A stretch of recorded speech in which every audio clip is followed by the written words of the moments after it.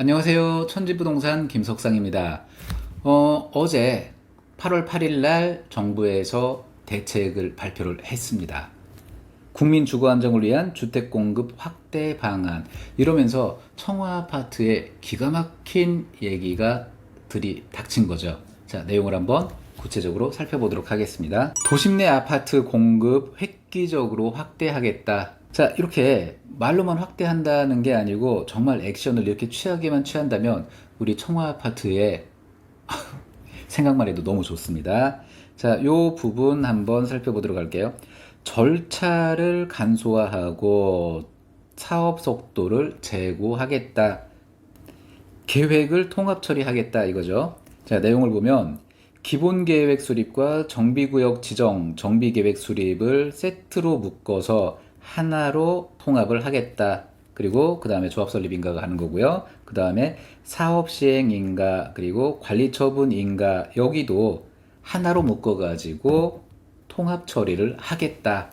자, 이렇게 묶어가지고 간다라고 하는 것은 절대적인 시간을 크게 줄일 수 있는 아주 획기적인 방법이 될 수 있습니다. 근데 과연 이 부분을 어떻게 풀어나갈지는 저는 좀 사뭇 궁금하기는 해요.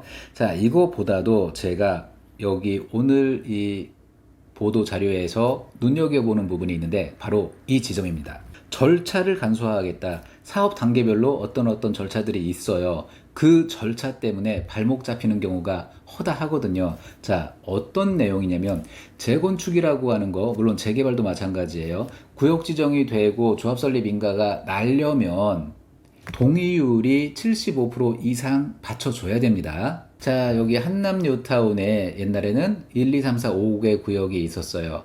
1구역부터 5구역까지 5개 구역이 있었는데 1구역이 그 동의율 마의 선을 넘지 못해서 해제가 됐어요. 2구역, 3구역, 4구역, 5구역은 정말 잘 가고 있습니다.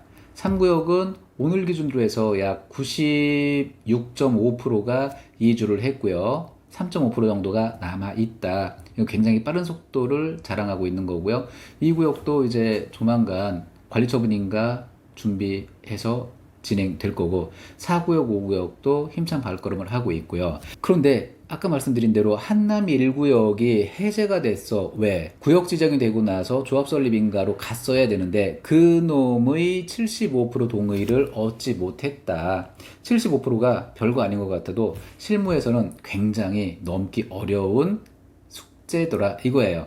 자, 그래서 이번에 조합 설립을 위한 동의 요건을 완화하겠다. 어떻게? 75%에서 70%로 완화를 하겠다는 거예요.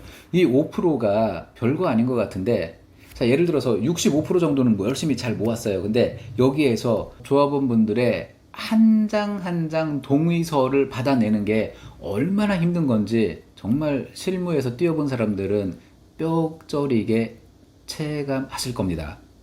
여기까지도 좋아요. 75%인데 70%로 낮춰주겠대. 땡큐. 근데 그 뒤가 더 대박이야. 동별로 이 조건을 또 따로 갖춰줘야 돼요. 전체가 예를 들어서 청와아파트 9개 동이 75% 이상, 예를 들어 77%의 동의를 얻었다, 전체가. 근데 9개 동 중에 어떤 동에서 45%밖에 동의가 되지 않았다. 그러면 77% 동의를 얻었다 할지라도 이거는 조합설립인가에 갈 수가 없습니다.